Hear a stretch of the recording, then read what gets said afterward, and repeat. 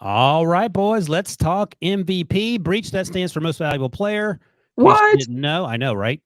Most So valuable Purdy. most of that's one option because What a producer team. Harry is a So that was a good tease by Brinson. Yeah, because excuse me, producer Harry is a diehard Dolphins fan. Of course, he led with Tyreek Hill. Tyreek Hill, of course, had 157 receiving yards, 2 touchdowns of 60 plus yards today. That'll work unless you're playing for Washington, in which case I think Tyreek was wearing his invisibility cloak. A couple other names I wanted to put out there. I mean, sweet mercy alive, if you're listening. I've got Producer Harry I had just- the odds up already, by the way. Who do you think Hold is on one higher? second. Hold on, just Okay, 1 second. yeah. Just for people that are listening, producer Harry put up a graphic that says most games with 150 plus receiving yards and 2 plus receiving touchdowns. Tyreek has 8, tied with the great Don Maynard, and only 9 behind some guy named Wild. Jerry Rice. What was that, Brunson? Who do you think is higher in the MVP odds? Well, let me give you my dark horses because, of course, producer Harry is all on the Tyreek train. I want to throw out 2 names, and I'm gonna rank them at how I think they are on the actual odds that you're looking at. So I'm gonna go C.J. Stroud, Brock Purdy, Tyreek Hill in that order. That would be largely incorrect. In fact, wildly incorrect. What's your You're guess? dog trash, Wilson. Use those 3 names, Breach, and give me your predictions of those 3 names, how they're on the list. And Out of those 3, yeah, and you know that Put mine are wrong. numbers next to them. Well, I'm just ranking them first, and then we can go back and put the numbers. I would say Purdy's number 1, Stroud's number 2, and Tyreek Hill's number 3. Also incorrect. Oh wow! All right, what do you think Brock Purdy's number at DraftKings is for MVP right now? I have Tell me it's plus 1,000. Plus you mean 10 to 1? 10 to 1. 5.5 to 1. What? So wait, Tyreek's is lower than that? Tyreek's 18 to 1. So what's CJ? CJ Stroud's 20 to 1. Oh, so it's Brock, Tyreek, CJ. Tua is 9.5 to 1. Well, Tua's playing out of his mind too. And to be fair, but in between Tua and Tyreek is Christian McCaffrey at 16 to 1. And that's where this gets really interesting to me because you have Jalen Hurts 2.5 to 1, Dak Prescott plus 425, Lamar Jackson 4.5 to 1, Mahomes 5 to 1, and then Purdy, Tua, Christian, CMC, and Tyreek. And there's a huge drop off after Tua because it's a quarterback thing, obviously. But I feel like because Purdy, Tua, CMC, and Tyreek are so clustered there, it's hard to see voters. Like, I think you'll see split votes. I don't think somebody like Pete Prisco is going to vote for. I don't think he will. Although actually, maybe Pete's a perfect test case. Pete doesn't like Brock Purdy. He doesn't like Tua.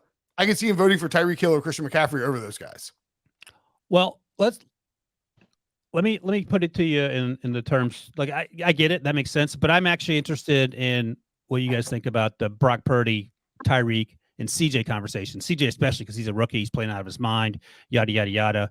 And if they go to the playoffs, because refresh my memory, the awards come out before the Super Bowl, but after the playoffs, and the vote takes place before the playoffs. The vote takes place immediately after the regular season, before the wild card. Okay, before the wild card, and the vote and they were announced the night before the Super Bowl. Right, so you know who is going to the playoffs, so you can vote on CJ taking the Texans to the playoffs. You just right, but Breach. When is the last time the MVP winner did not win his division? Okay, we covered this. It's been a long time. It has been. I think it's Barry Sanders. Barry Sanders. Yeah, so that's the problem for who? CJ Stroud. Why? They're not out of it. No, they're not out of it, but that's the problem. I mean, that's so you have Jalen Hurts.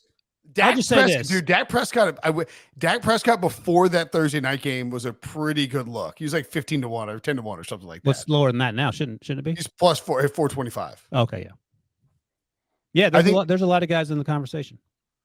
If I was going to go with a sleeper, I think Trevor Lawrence would be it. Adrian Peterson, 2012 was the last one. Oh, okay. Good call. A running back. Still a running back. Yeah, not quite that long. Stole it from Peyton Manning. There's no way Trevor Lawrence is winning it unless he gets Dak Prescott red hot because he's not even the best quarterback productivity-wise in that division. Yeah, but at 35 to 1, 35 I'm seeing the value, not I think he's going to win it. 35 to 1 value. If he gets white hot and the Jaguars get the number 1 seed in the AFC. Okay, well, there's a lot of ifs there, but sure. In that case, I granted you that. Well, yeah, I'm just saying that it's not like that's not that crazy. right? How crazy is that breach on a scale of 1 to 10, where 10 is max breach craziness? If Trevor Lawrence wins the MVP, If they get red hot, get the number 1 seed, and he wins MVP, where's that rank on the breach craziness scale? as I sit here on Trevor Lawrence's throne in the great city of Jacksonville, it is a 10 crazy. For instance, I don't even think the people downstairs in this hotel bar think that Trevor Lawrence is going to win MVP. I mean, it could happen if they get the number 1 seed. Absolutely, it's possible, but I think that would be bonkers for Jacksonville to get the number 1 seed. Are you going to hang out with my brother, fellow Android texter? Oh, yeah. Texter? I got to set that up. Set it up. Yeah. My aunt and uncle are going to game with my brother. He's in Jacksonville right now with my family. I should have got any free lodging. Is he at the same hotel? Is he in the room next to me? No, he's staying with my aunt and uncle. My mom's whole family lives in Jacksonville.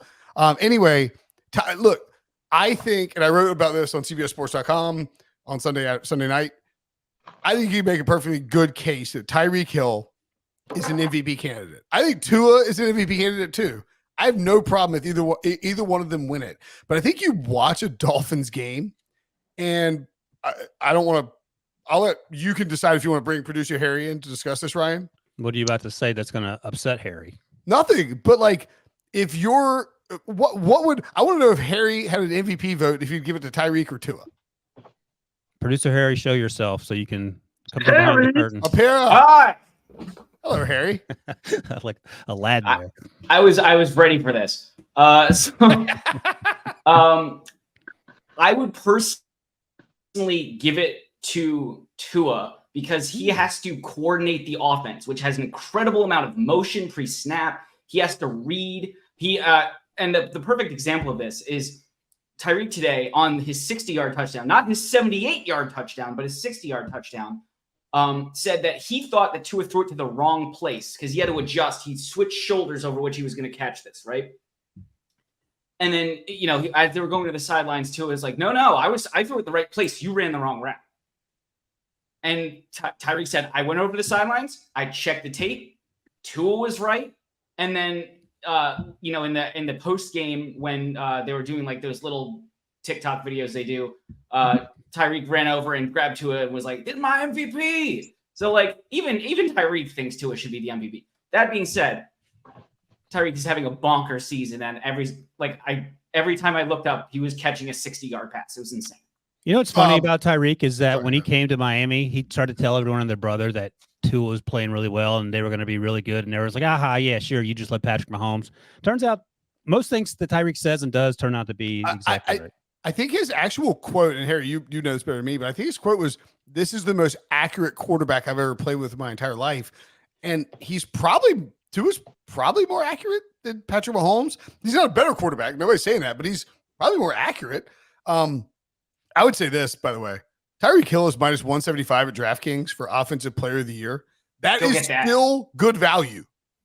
Yeah, we've been telling you for weeks that like plus 150 or something like that was good value. Minus 175, you're laying a lot of juice. This guy here, these stats are crazy. This is from the CBS Sports research team. They're fantastic. They're tremendous. Highly recommend you follow what they do. Tyreek has 1,481 receiving yards this season, third most by a player through 12 games in NFL history. He's on pace for 2,098 receiving yards this season. No player, obviously, in NFL history has ever had 2,000 receiving yards. He has 11 career touchdowns of 75-plus yards, tied for fifth most all-time with Dante Hall, who got them through returns. He has 21 career touchdowns of 60-plus yards, which is insane, tied for third most of all time with Devin Hester, also through returns. And this is his fifth game this season with 150-plus yards, most in NFL history, and he's only played in 12 games. He is people. If anybody does the dumb thing where they say, "Who won the Tyreek trade?" The Chiefs won the Super Bowl, and Tyreek got paid and is having enormous numbers. He already has a Super Bowl in Miami. So everybody won. Tyreek won. The Chiefs won. Travis Kelce got to yell, "You're a jabroni." And everybody won. The Dolphins won. Yeah, Tyreek has actually already had his best season receiving ever, and it's only week that's wild. 14, 13. Yeah, he has more receiving yards than he ever has. He hasn't. He had 15 touchdowns one season. He's not there yet, but he'll easily get there. It's insane. Breach. Let me ask you guys this real quick. The Dolphins are 9-3. Let's say they get spanked by the Cowboys in week 16. They get spanked by the Ravens in week 17. I'm sorry, Harry. They go 12-5. They win the division. They get the number 2 seed in the AFC. This is a good question. But they do not beat a team with a winning record the entire season. Does that detract? Does that take away from their chances of Tyreek or Tua winning MVP? I was going to say, is it a good season? I thought that was your going to be question. Like, number 2 It's a seed. good season. You made the playoffs. You won the division. Rams. I want to know if that hurts their MVP MVP winning case. record during the regular season. Does that hurt their MVP case? Greatest Show on Turf Rams didn't beat a single team with a winning record during their Super Bowl year. Oh, that's a fun So Right, but the other MVP candidates weren't guys like Brock Purdy, who has an NFL record 4 wins against teams who are multiple games over 500. Hey, Harry, just let me introduce you to Passive Aggressive Breach, who is now angry that Joe Burrow is out for the season. no, it's that by the way, was 2 weeks ago. It's Hey, legit fun question. fact about the 1999 Rams. Do you know what week the 1999 Rams had their bye week? Week 18. Week Week 2. I was gonna say week 2. Week 2. What the hell has a bye week in week 2? That's By the way, the last ridiculous. week of bye weeks for this season was week 13, Today. so everyone's playing from here on out. Actually, Wilson, the last week of bye weeks is week 14. The Cardinals and Commanders are off in week 14. Thank you. Yes, I'm the bye expert in the podcast. What's that? Said I'm the bye expert in the podcast. Just let me have that. You're right. My You bad. did guess week 18 for the You're the bye 1999 St. Louis Rams expert. when there were only 16 games. There's 17 weeks in the season, but sure, yeah, by expert.